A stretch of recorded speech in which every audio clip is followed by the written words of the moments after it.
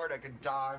Hi. Welcome to Whatever Happened to Fun, which is a podcast for the girl who wants to critique culture while still participating in the culture. I'm Devin. I'm Michael. And I'm Bella. Wow, guys, we made it. Our first episode. It's crazy. It's been a long time coming, as Taylor Swift says. As Taylor Swift once But I don't know if that's what she says in the song. Like, it's been a long time coming. Welcome to this luxury audio podcast experience. We've been working very hard on it, for many months. Yeah, we did a lot of, talking about doing this. Mm-hmm. Yeah. Years of it. Really, when you think about it, and it's then been I years. would say a couple months of planning. Yeah. Over Margarita Towers. Yeah, and which we'll is have... where we do our best thinking. Yes, and yet another Mark Tower. I was saying to my fellow co-hosts the other week that we're doing something really brave this day and age, which is starting a podcast before we have a platform, which now the typical pipeline goes the other way because influencers get famous first and then just start a podcast. Yeah, which, come to think of it, I don't think I listen to any influencers' podcast. Not saying I'm better than them, not saying I'm this podcast is anything different. That's not in my typical queue. In your podcast. Is it Not yours? weekly. No, not really. I mean, if something happens on BFFs or something, maybe. Yeah. But I just think it's more kind of this idea of we were discussing that sometimes, not all the time, it's a cash grab. Yeah. Or it's these people have gotten famous off of one video. Yeah. So it's okay, what do I do now? Yeah. Hawk Tua. Which is also something to be said with this is going in another direction, but reality TV and how some people are getting reality TV shows. I think we may have talked about this before. Yeah. And, it's you're fun on TikTok and we like your 60-second weekend recaps, but can you carry an entire series? Right. To be seen. It's the difference. I don't know if anyone has had that opportunity. Right. Really. It's the difference of people knowing what kind of content they're good for, and also their audience has retention for. If you post 30 to 60-second TikToks, it doesn't mean and you get a million views on all of those. It doesn't mean that you're going to get a million views on an hour-long video. That doesn't exactly translate. Or that you even have enough to say. Right. And those people, though, what we were saying is have the resources to exactly, get all that budget and that production behind them and get random celebrity guests if that's what they. Well, it's also then when you're in an influencer space, it's you have all these brands. You're always trying to impress a brand or try to grab this sort of spawn con and at a certain point it's you're not saying anything because you don't want to piss anyone off on your podcast. And then it's well, what are we doing You're here? teetering along. What are you saying? And all of that is to say is that we want to get ahead of the allegations.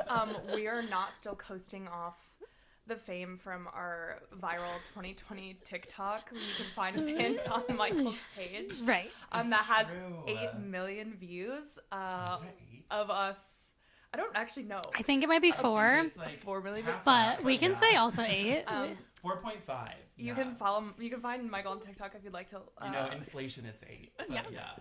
Yeah. We don't want anyone to think that that really got to our head and now we're here. Yes. Did we get a lot of 15 minutes of fame? Yeah. But that was did we get a lot of money? Did we get a lot of sponsorships? Did we get PR packages? Sure. We also had a semi-viral hit in August. Right. But who's counting the days? But who's counting? Now that was actually more impactful. We just want you to think of us as your normal New York City citizens. Exactly. Who just put alcohol in Capri Suns in 2020, and that's actually kind of, though, not to catapult this too much, but I do want to say the TikTok is of us opening up Capri Suns and putting liquor in it and then sealing it back up. Yes. And with a hair straightener. In a way, it kind of is a really good. It's a villain origin story for us because all we were doing was something stupid and fun, and we got so many hate comments. Yeah, we got hate. It was. It almost was our first exposure, single-handed, right to us that we were oh my gosh, people are so not fun anymore. Yes. They were so mean, and I was oh my gosh, we're college students. There's a pandemic, so what else are we gonna do? We're gonna put alcohol in Capri Suns. Yeah. I mean, what were we expecting? And we kind of did invent that in a way when you think about it. I mean, yeah. I think we were in the sense that we were in the sense that I think we saw one TikTok on it, and for no reason ours blew up. Yeah. And obviously some people are just this is fun, and some people were worried about us getting cancer, which is okay, sure, whatever. Sure. I'm not doing this daily. I just made this. I had one. This is my happy hour post-class cocktail. Oh my god. But It was fun. People just dogpiled on us, being like, calling us alcoholics. I'm sorry that you know me for one 15-second video of me putting vodka in freeze, and you think I'm an alcoholic. Only if you knew us now. I don't even know what you would think now. You would know we are alcoholics. Right. Well, going off of that, we wanted to create this podcast. And, like, listen, when we're sitting here talking about whatever happened to fun, we're not saying we're, like, above everyone or anyone for that matter, and that we're, like, the most fun people to ever live. We're just saying, like, we're also looking for fun, too, and we want it. Like, that's what we're saying. There's a certain thing of, like, I feel like we've even seen it on TikTok and stuff, how, like, people have shame in going out now. Yeah. Like, people don't, like, it's just, like, people have shame in living, like, the, like, actually fun Lexi Featherstone party girl life that they want. Lexi Featherstone, the famous character from Sex and the City, only in it infamously for about 20 minutes but before most she iconic. fell out of a window. But most impactful, really. For wanting to smoke inside, Yeah. But yeah, welcome to our podcast. We're so happy for you to be here. We're going to find new ways every week to have fun together. Yes. By talking about the things that we love or maybe we hate. Well, yeah, nothing super fabulous happened this weekend. It was Easter, but I did go to an engagement party for one of my good friends from high school, and it was weird because obviously none of us are close to having that at all. People are getting married? Oh, newsflash. No, but it was really nice. It was fun. I do feel like it'll get to a certain point. Like, I was talking to someone the other day who has to go to 8 different weddings this summer, and it's just like, I do, obviously, like, right now, like, when someone's getting married in my life, it's like, oh, this is, like, a fun, like, the big event of the year. I'm very excited. Sure. Whereas, like, it's gonna get to a certain point in our probably late 20s where people are getting married, like, too much. Right. Yeah, we have I'm too many. honestly really excited for that. Yeah. I feel like... Oh, really? Well, okay, this Sorry, it's a lot of money. Oh God, oh really? It's a lot of money. Okay, well, let me explain. I feel like I am a strange character in a lot of people's lives who could get randomly invited to random weddings. And for that, I am excited. Like, the new girl wedding of it all.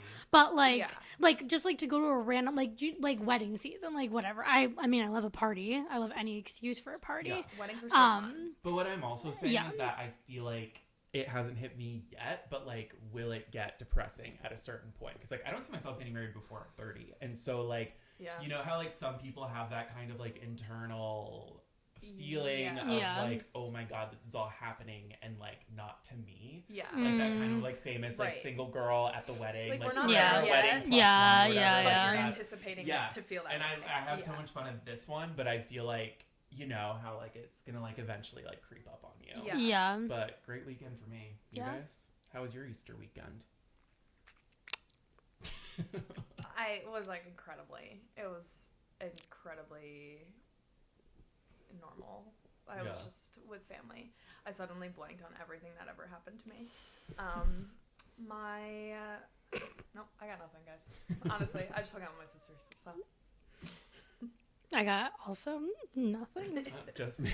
Sorry, guys. Sorry. Well, but this is the thing is Michael goes home for the weekend for holidays, but he has friends where he lives. Like, I personally don't have I don't really have that many friends, but yes. But the event was in Connecticut, right? Yeah. Like, you would have had to stay in New York.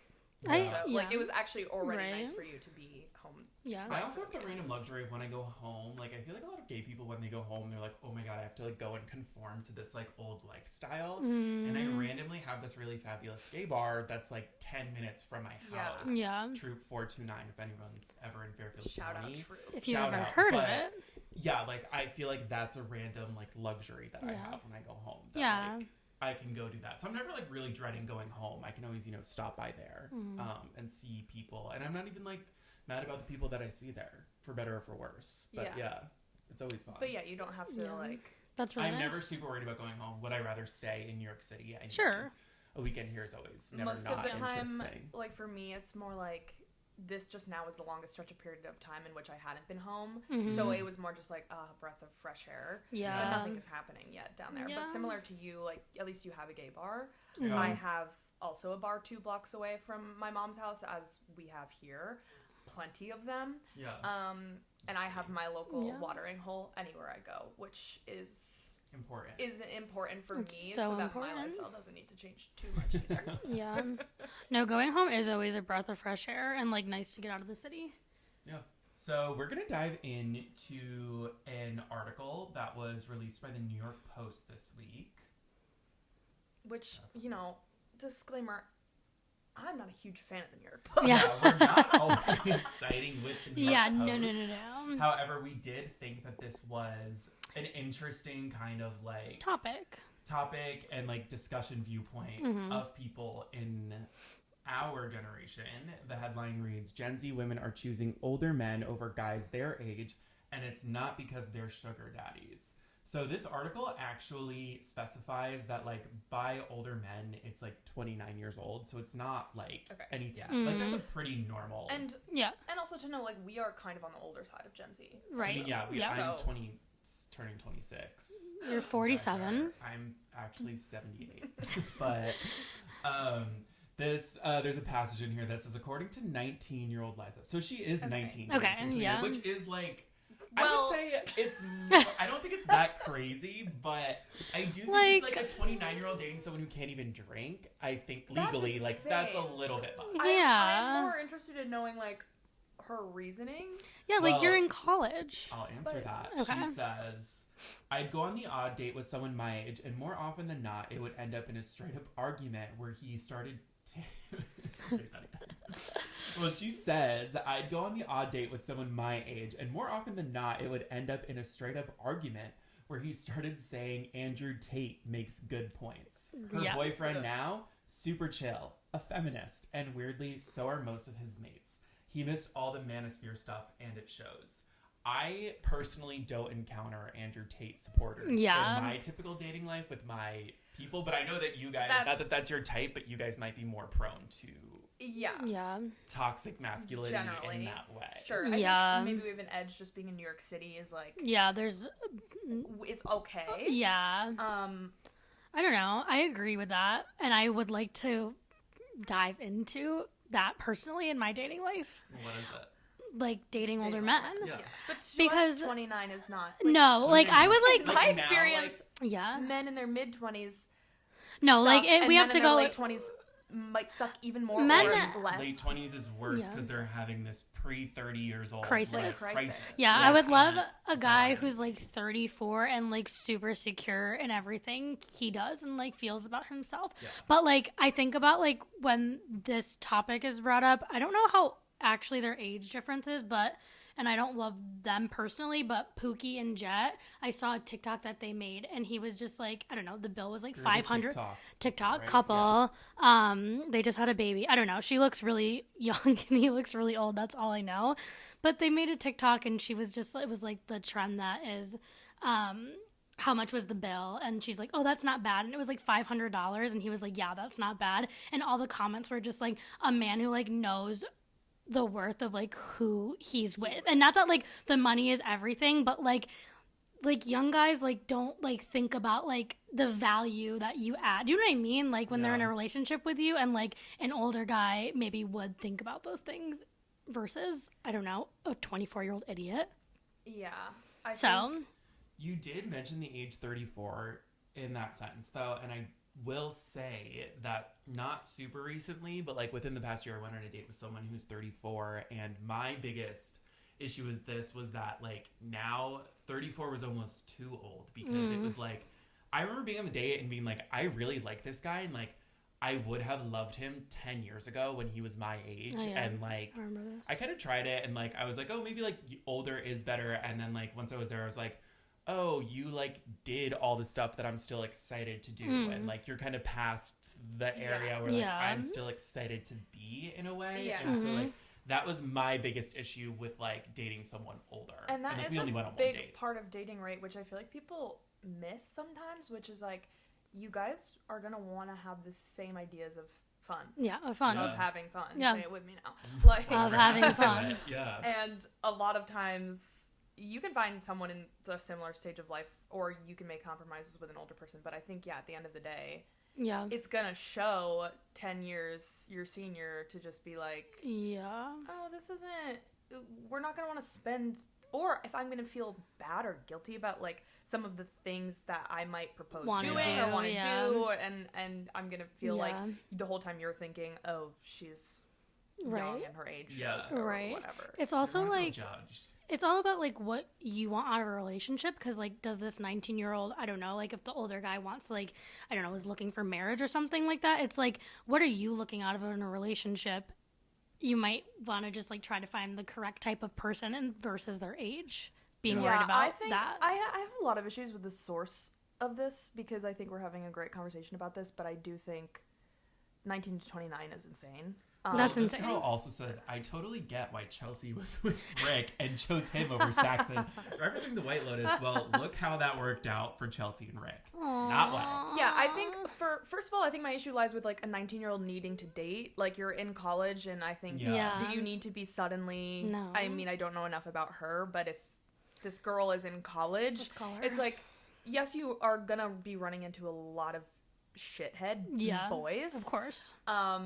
But I am also just like, isn't that kind of the whole point? That's the whole point. Like, one is absolutely not. Like, like, I draw the line there. You have to learn about yourself before you date. So how are you at 19 going to date a 29-year-old when you don't know anything about yourself? And what does it say about him that he wants to date a 19-year-old? And what we're saying is, there's so many benefits in maybe going older here. Yeah. For a girl who is like of age but that is like, able to. Are you a pedophile? I don't know. Maybe her frontal lobe has developed. Yeah. I mean, I know someone who she's my age and she's dating someone 9 years older, and she like I love them together. Like I think they're a great couple. Yeah. And I think it does work for some people.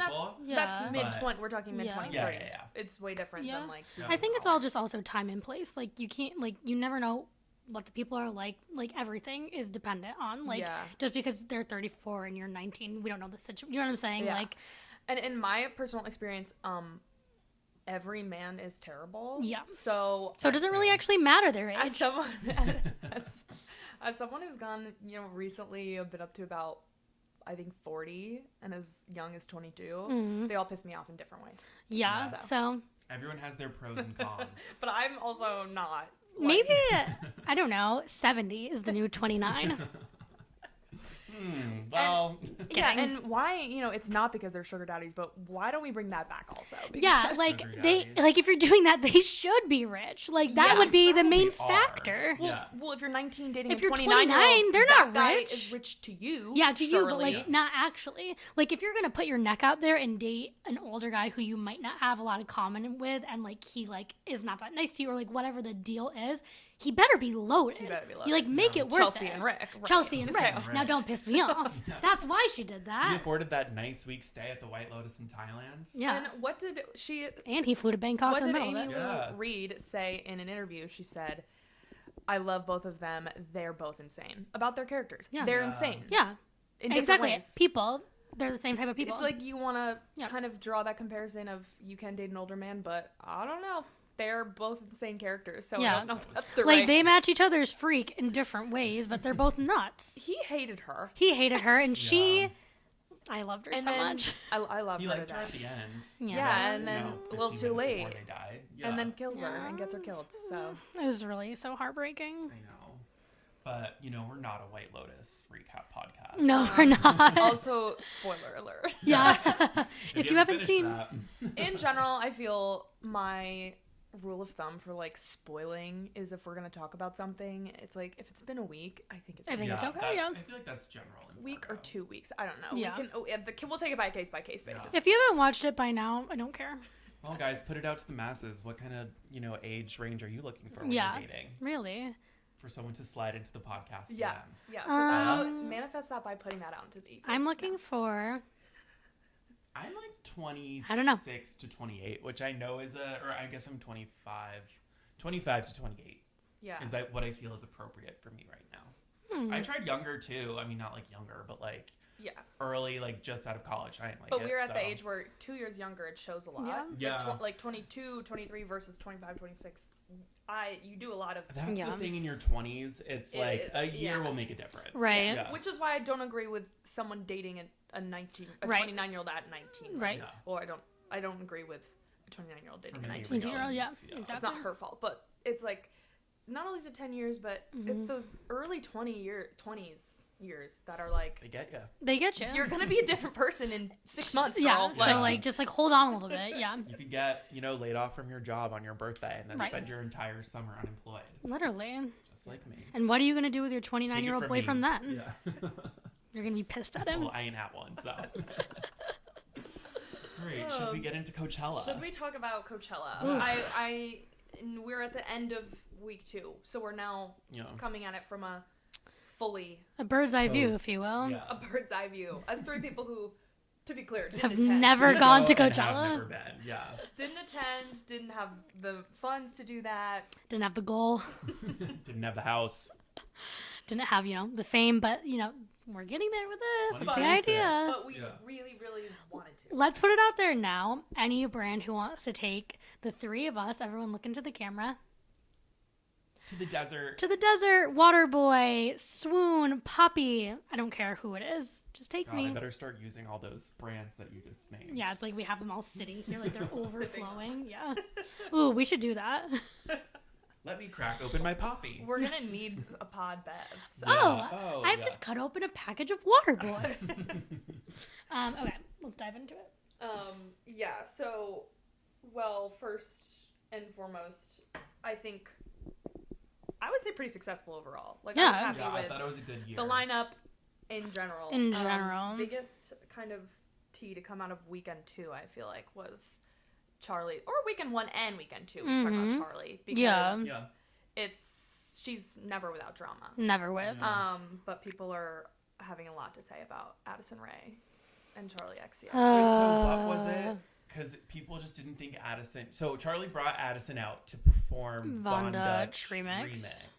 And people thought Addison was bad. Yeah, that's basically what the consensus is. But it was so jarring to watch, like, truly. And they've performed that live before. Like, I know it's good. Yeah. We all know it's good. It was so jarring. Addison's mic clearly was like at a different level than Charli's, and Charli's also completely auto-tuned and Addison was not. So it was just like a stark difference. I thought the guest performance with Billie was good, but it also is like kind there was of also a difference there. It's just like, it's kind of like, I almost think that Charli's performances should not be consumed with like a direct mic feed like that. Like, it's like, she is such an incredible performer. Devin and I went to the Sweat Tour in September. It was the best nights of our lives. Addison came out there and killed it. Yeah. And I was in a haze of excitement, so I can't say that I remember specifically. It was probably in between like a great Troy number and also Lorde coming out. So And we were also borderline behind the stage of MSG, so take this with a grain of salt, I guess. But Addison was good then. I just think it's like when you're getting the direct mic feed, it's like a little bit strange to hear. Yeah. We can even insert a clip here. Yeah. Sure. You just wanna scream my name on and on, 'cause I'm just living that life. Made another page just to look at my pics, my tight dress and red lips. I know you want it, I'm just living that life. Links with Addison on Melrose, bought some cute clothes and wrote this in the studio, 'cause I'm just living that life. But I think that it's kind of like you're not getting the crowd reaction. You're not getting like, it's just kind of like, I think also these songs these beautiful works of art that Charli has created, like how they are live, like they're like, like DJ remixes songs, like it's like lending itself how is it supposed to be perfect like that when it's not, because it's been rendered. And to be fair, we know Addison Rae isn't a vocalist. Yeah. Right? No. And she's not really necessarily claiming to be. No. Something similar between her and Charli is more of like their love for the art. Yeah. And making music. So and the culture. Yeah. And I did hear a similar thing about when she brought out Billie. So one, to your point of, I think it was just like an audio engineering thing. Yeah.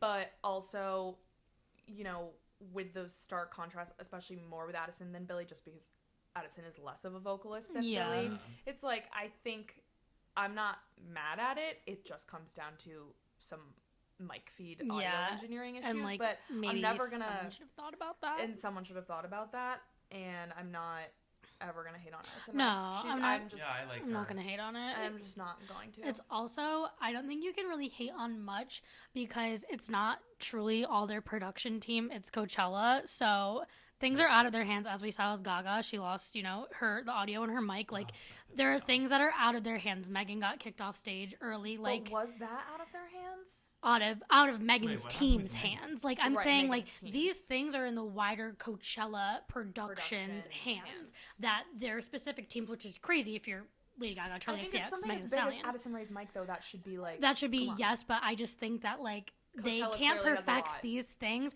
because how much can they really practice on that stage? Like, we don't know. Not much, yeah. And, like, tech, everything like that, and these last-minute things, like, I don't know, is there someone really in a booth at Coachella, like, getting Addison's mic perfect? Like, probably not. Yeah, so, did she even sound check? Considering Charli's like, probably not. Also, yeah, exactly. So there was less like, if Gaga's mic went out, like, you know what I mean? It's like, what are they really and same focusing thing for on? Megan. It's like, it's such a stark contrast of the treatment you're seeing, like, these headliners get, and then versus just the below the headliners. I literally, before we started recording, just saw the Megan video of Weekend 2. She comes out 10 minutes early to start where they stopped her on Weekend 1, which is fun. Probably the most iconic thing I've ever. She got kicked off. And it was so funny. I mean, not funny, like, for the cause, but what she did, she was just like, they're telling me I have to go. It was so funny. Like, I love her. And then her just coming back with a vengeance. Weekend 2 being like, I'm actually starting early to start exactly where they cut me off last weekend. No, she is incredible. And then did she go back and do the whole thing again? I think she just, like, then started from the top. Yeah. Like, that's really, she knows what to do. One of my favorite people. Incredible. She's amazing. Yeah, I loved her performance, though, too. I mean, I love everything she does, but I thought it was really good. Yeah.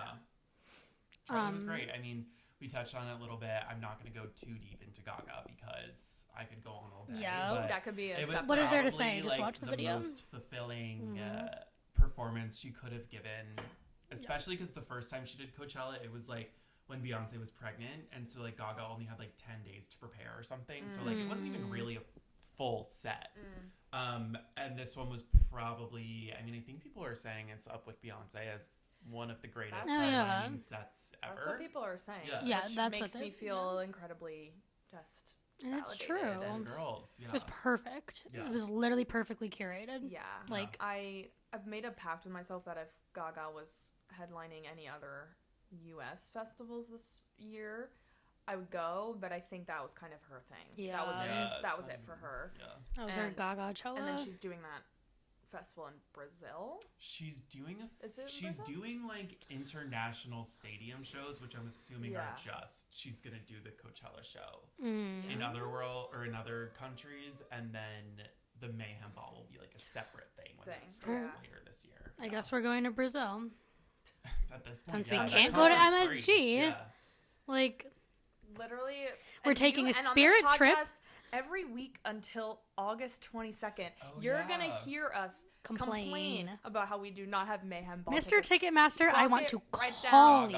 Yeah, like, we deserve. And also Gaga, no guests at all during Coachella. I thought it would have been like kind of a done deal to bring up Bruno Mars. Not that I wanted. But you know what? And I applaud her for that. We are happy about that. Yeah. No, it just goes to show how much she did not need to do that. Yeah, exactly. And how that's so incredible she was able to handle that. Away. Yeah.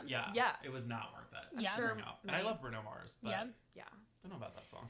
I don't know about that song. And now I did, every time I do stream Mayhem, I do stop it before Die with a Smile. Die with a Smile, the final track comes on. So I mean, in my eyes, it's not really there.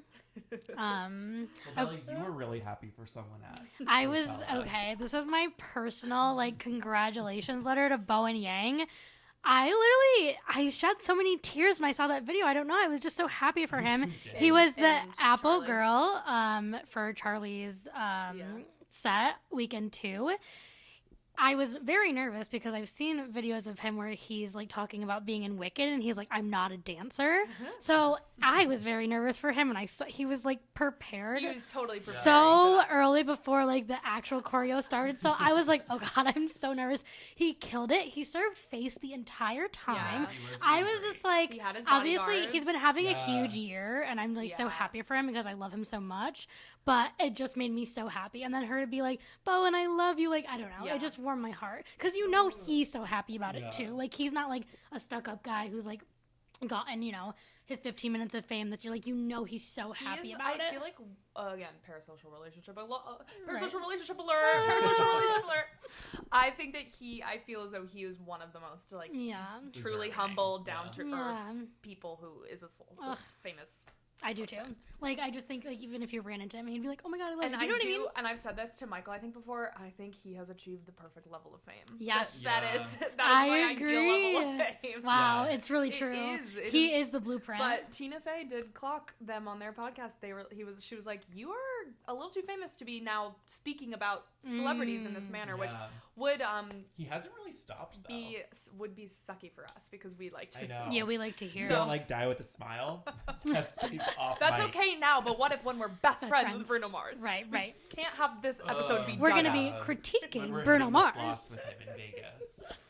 Wait, I also want to say about Charli's set how impressive it is. I mean, obviously all of her shows are like that, but for her to literally just be up there by herself, minus Jess, and like the crowd, obviously the Weekend 1 crowd sucked, but I heard many videos of Weekend 2 and they were much receptive and louder.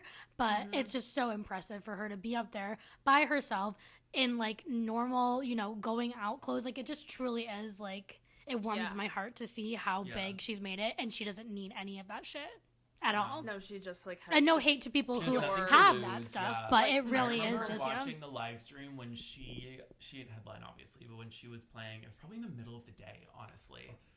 Maybe it was 2 years ago, I think 2023, when it was like the Crash era, so it was just like right before Brat really started cooking. And it was so good then. And I remember like watching it with like a few different people and being like, wait, I didn't know Charli like got down like that. Yeah, but, like, now, she really like, does. She really does. That one, even like that set was like very choreo heavy and like she had backup dancers and everything. This one was like literally just her and like she is so able to carry. It's insane. We're seeing her next month. But I'm so excited. I'm excited. Technically this month, really. Yeah, you're seeing her this month. Also next month. I mean, we're all seeing her in 2 weeks. Yeah, it's all 2 weeks. But when you think about it. And not to freaking talk about Charli this whole time, but it's going to be so interesting to see what she does with this upcoming tour because not that she needs to do something different, but there's something to be said about how she clearly had a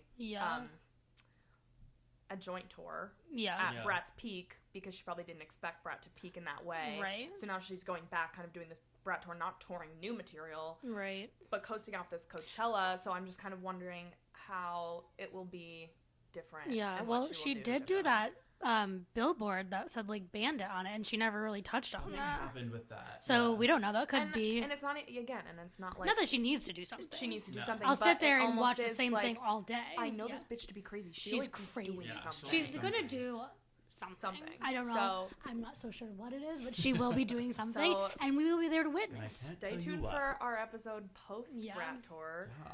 I have good TikTok ideas for that we should do, even though we are not going together. We're not going together. We're gonna make it look like we are. I already got it figured out. Okay. Coachella. Rounding out Coachella, I want to shout out my favorite thing to come from Coachella. Okay. Especially Weekend 1, who I think his name is Ryan. He's a creator, and I honestly should have looked up his TikTok profile. But he is not a content creator. He was just a normal person who went to Coachella, I think, alone, and just started posting all these TikToks of him in crowds, like having the time of his life. Oh my god! Truly. And I woke up Saturday morning of the first weekend of Coachella, and like he was the first thing on my For You page. Was the first video I saw from him. And it was before it like blown up, but it was maybe already had like 10K likes. And it was just him in the crowd for a DJ. I can't remember, maybe Chris Lorenzo or something. Love. And it was just him reacting to a live mix. And he's just like, his facial expressions are hilarious.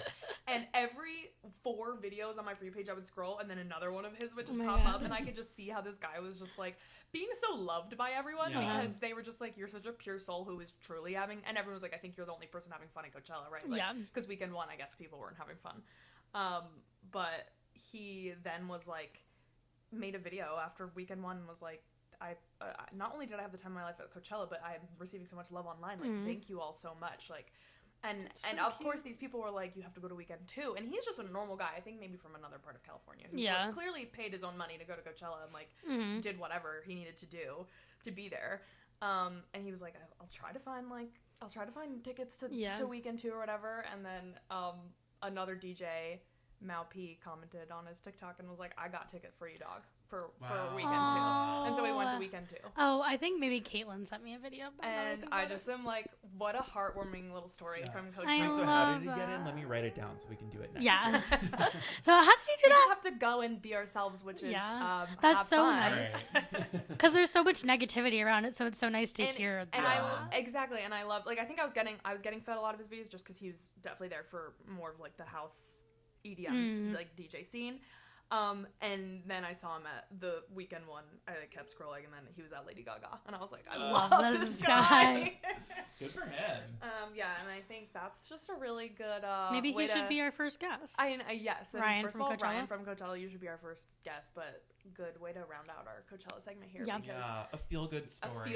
A feel good little story. He figured out how to have fun at Coachella. Yeah. So, love it. Well, Okay. also starting really soon is the Cowboy Carter Tour, which we're all very excited for. I think it starts April 28th. Yeah. I can't think about anything. I'm gonna have to. I don't want to see anything. I don't want to know. I know. I probably will. I don't want to know. I think I'm gonna. I'm gonna try my best. But it's such an interesting thing that we run into every once in a while. That's like, when does this tour start? When am I seeing it? Do I want to intake any content about it to know anything? Right. Or not? I don't think I do. I didn't follow Renaissance too closely before we went and saw Renaissance. I was just like, I think I knew a lot about Renaissance. I think I knew a lot. I think you can filter on TikTok like things you see. I think I might put in Cowboy Carter to not see that's it. a good idea.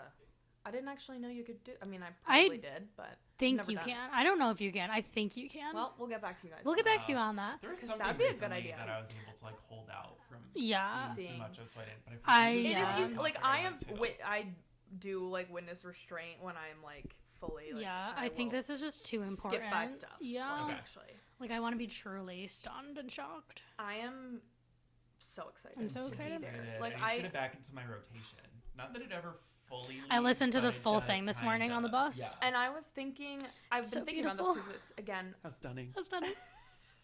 No, I'm like American Requiem stars. I'm like sobbing. I'm the front row of the bus, mind you, solo seat, and I'm sitting there and I'm like, I can't. I'm so excited. Going on. Literally. I was also thinking about Cowboy Carter today on the rowing machine at the gym because.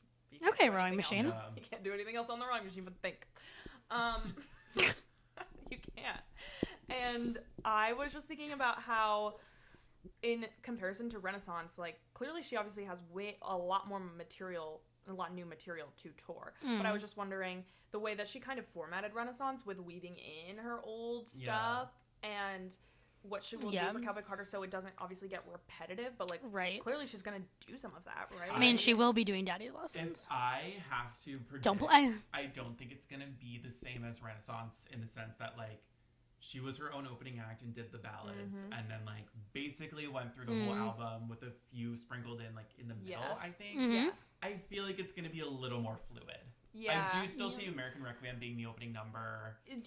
Fluid as in like chronologically? No, album-wise? like she's gonna kind of like weave things in and out, and like I just don't see her doing the full album to that. Yeah, I don't think it's that kind of. Maybe album. more of like a storyline, like than Renaissance was, like because it was kind of more mismatched around.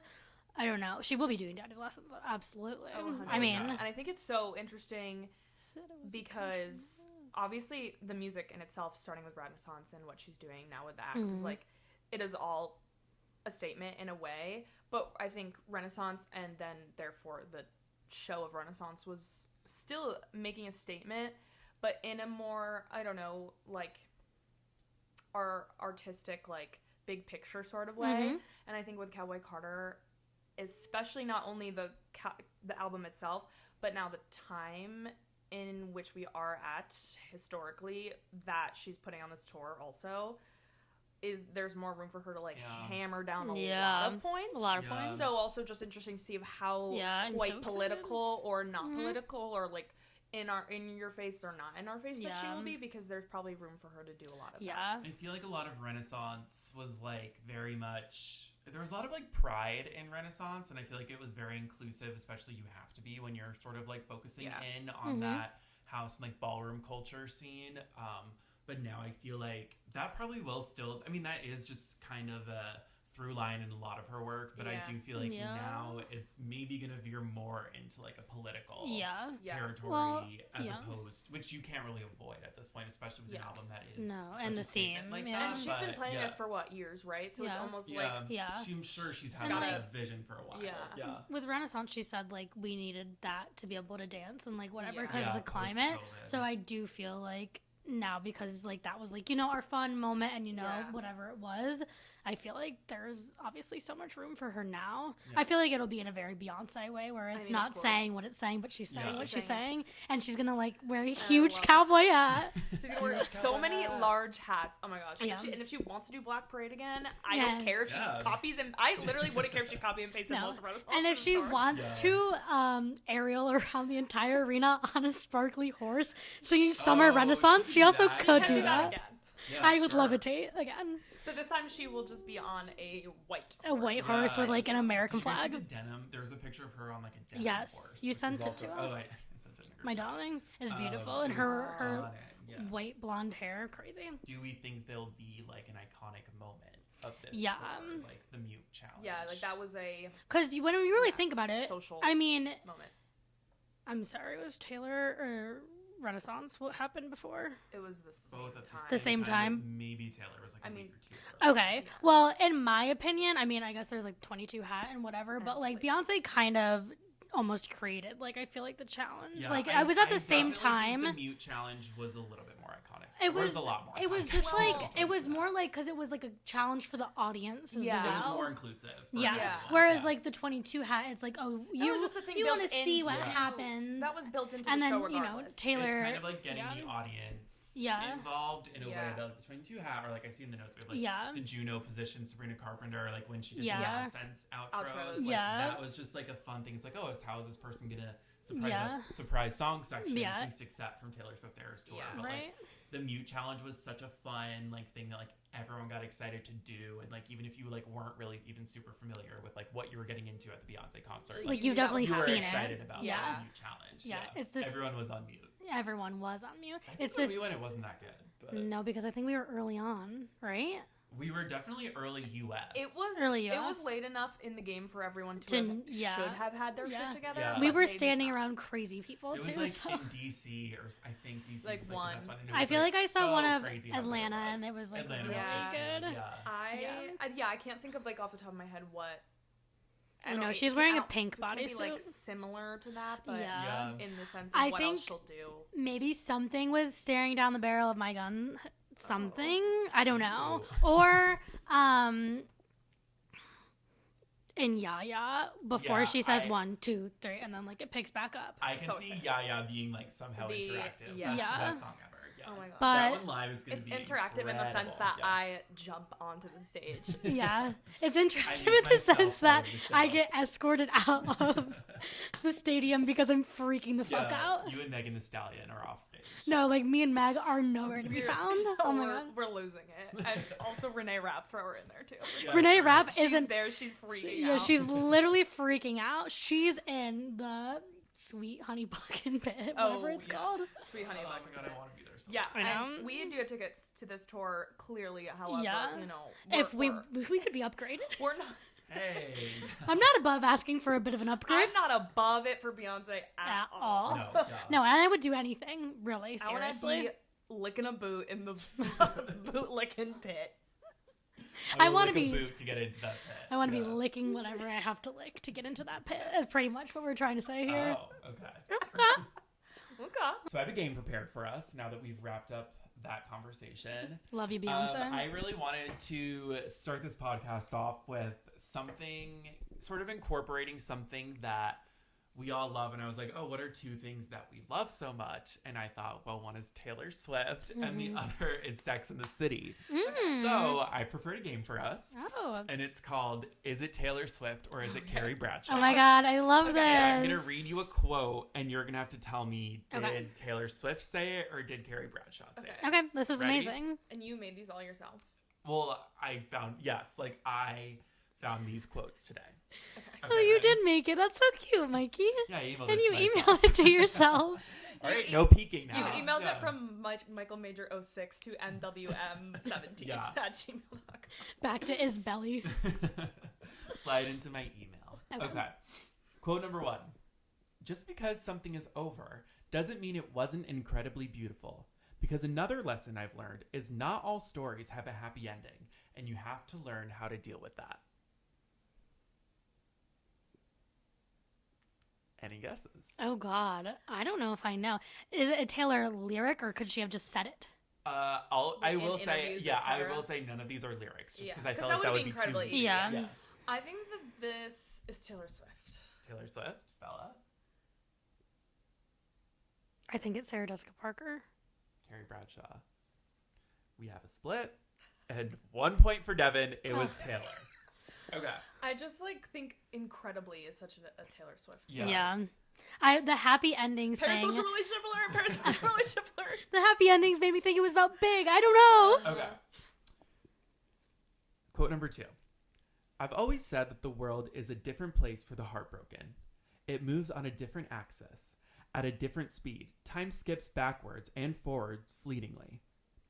The heartbroken might go through thousands of micro-emotions a day trying to figure out how to get through without picking up the phone to hear that old familiar voice. In the land of the heartbreak, moments of strength, independence, and devil-may-care rebellion are intricately woven together with grief, paralyzing vulnerability, and hopelessness. Imagining your future might always take you on a detour back to the past. Jesus. I didn't think Carrie Bradshaw could spit a bar like that. That's what I'm saying.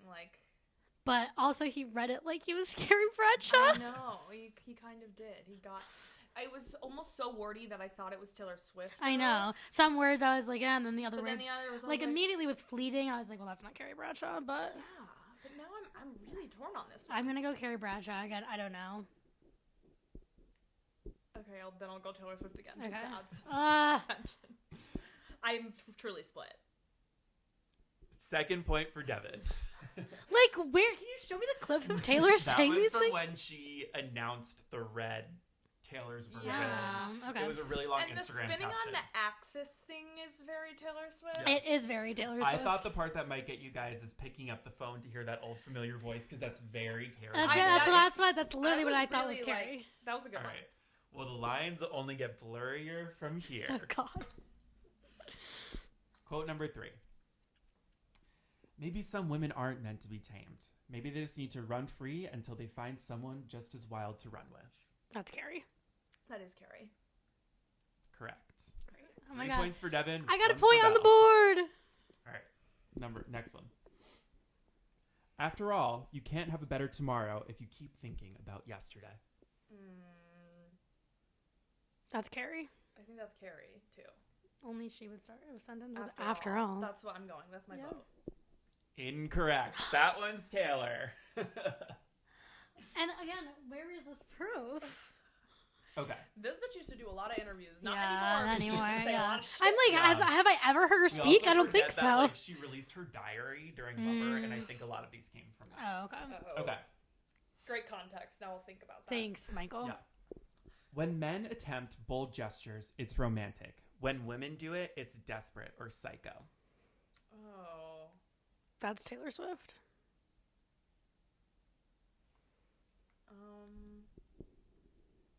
I don't think Carrie would say psycho. But I don't know. I've been wrong every single time. No, I don't. I can kind of see Taylor saying this. Mm-hmm. Especially the desperate thing. Can I hear it again? Round. Yes, repeat. What? You have 1 repeat. Okay. Good to know. When men attempt bold gestures, it's romantic. When women do it, it's desperate or psycho.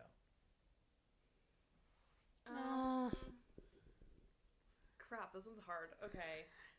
I think I'm gonna go... Maybe it's Carrie. I don't know. No, you're switching. I think I'm gonna go... Because would Taylor say, when men attempt bold gestures? Like, what would she say that in reference? Yeah, because I could see the sentiment of it is like Taylor Swift would say that. But I don't think she did. And Is there an episode where Carrie Bradshaw does something insane to a man? Like, doesn't she do something like... Yeah. Episodes 1 through 100, yeah. You don't do it. Bonjour! Bonjour! Let's go. I'm going Okay, Carrie. I'm going Carrie. You've convinced me. I'm going Carrie. That is correct. Okay, well, So thank I God. really thought you guys would think that that's Taylor, just because I feel like that's so something It Taylor would say, is. like, when men do this, but when women Yeah. do this. But the thing is, she would have said it like that. Like, Carrie's is more... When men attempt to bully Yeah, well, I'm Yeah. literally thinking You of know? like that one interview and Taylor's bangs are banging and like, I don't know. It's like she said something just she like says that. something like fuck shit. Yeah. Yeah. No, yeah. Okay. Last She's one. like, when a man does it. I don't know what Last the next one. line is. After all, computers crash, people die, Okay. relationships fall apart. The best we can do is breathe and reboot. I think we can say it all in unison. Carrie Carrie Bradshaw. Bradshaw. Love that Bonus one. round. Don't call me kid. Don't call me baby. Don't call me kid. Don't Well, call me baby. Okay, yes, that is Taylor Swift.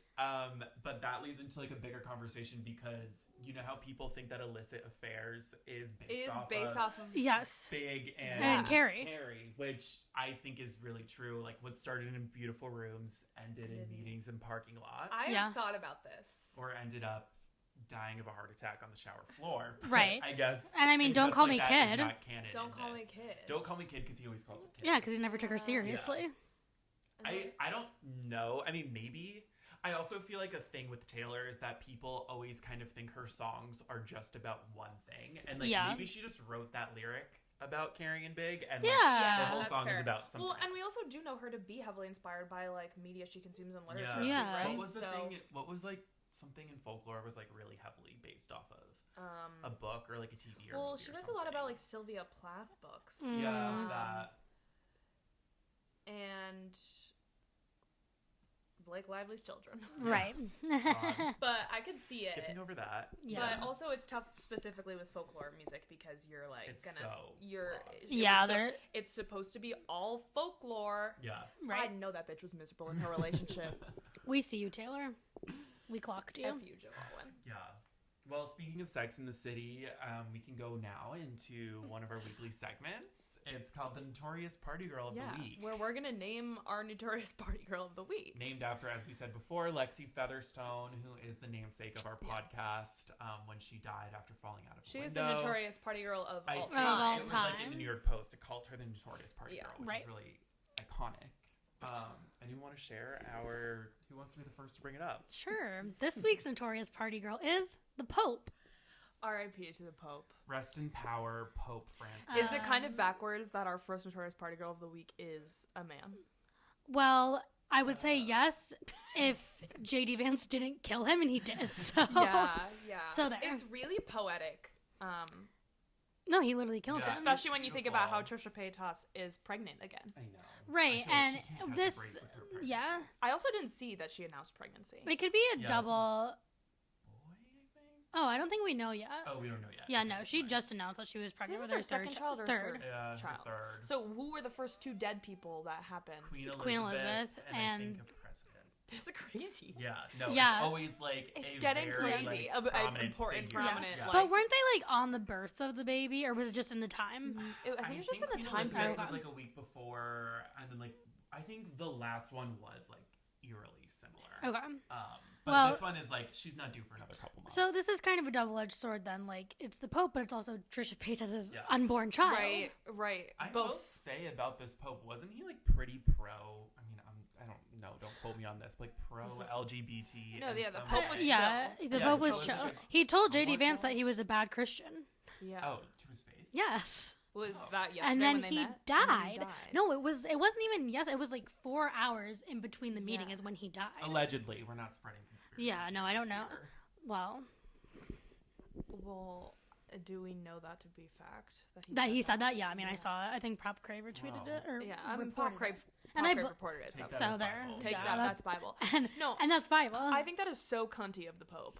I mean, No, it is. It is. It really is. You had to get that out Yep. off your chest, and then he said, "All right." And then he Yeah. said, good." "I'm going." There was like a tweet or something that was like, now everyone who watched Conclave is like shouting from the rooftops that they know what's going to happen next, because it's like that fucking movie was just so big, and now like it's a literal conclave. It's literally it's happening to us. I'm excited. I mean, I loved Conclave, so I think it should be fun. And I'm excited to see who becomes Pope next. Pope. Yeah. I actually don't know how that works. So. I have no idea how that works, but we have been to Vatican City. Oh yeah, remember we were there? Was he there when we were there? Like, was he like? Did we bring? I don't know. Does he leave the city? I have no idea. I should know more. I am not too familiar with the Pope. Yeah. There's no rules in Vatican City. Other than that, he died for a good cause. He did. And may he rest in peace. And, you know, he died the day after his friend was risen. Yeah, that's so, iconic too. Yeah, so you know what? As long as he didn't go out in pain, I'm happy for him. I don't think he did. Well, I mean... I think he was in pain, and then he released that. Yeah, he released that. Yeah. He's ready to party up there with the big guy. Aw. Happy for him. That really is beautiful. No, it's like that's what he wants. Really happy to give our first Notorious Party Go of the Week to the Pope. Yeah, in memory. Pope Francis, right? That's him. That's him. R.I.P. R.I.P. This podcast is dedicated to you.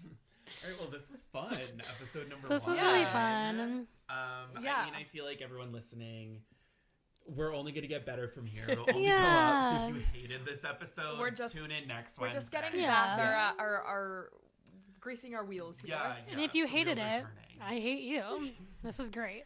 Yeah, so please leave a 5-star review on whatever platform you're listening to. I already did. We're available on Apple, Spotify. I think you can watch us on YouTube, and then follow us on Instagram. Bella, what's our Instagram and all of our social handles? Whatever Happened to Fun Pod on our socials, and then I think you can just find us at Whatever Happened to Fun on YouTube.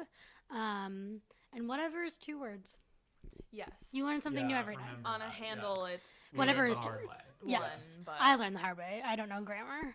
Right. But whatever. Whatever happened to fun. It's not whatever. So you gotta think about that. So you have to think about that. And then you can find all of our okay, sorry. Find all of our you the can children find are our future.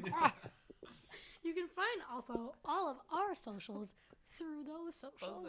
Yes. And make sure you follow us on TikTok as well, because there could be some love. you know, extra stuff that isn't going on our precious Instagram that you could going find on there. Haywire. Haywire. Yeah. I'm posting one right now, and you can't even see me do it. She already did it. Yep, done. You want to go see what it is? Okay. All right. Well, thanks for having fun, and we'll see you guys next week. Bye.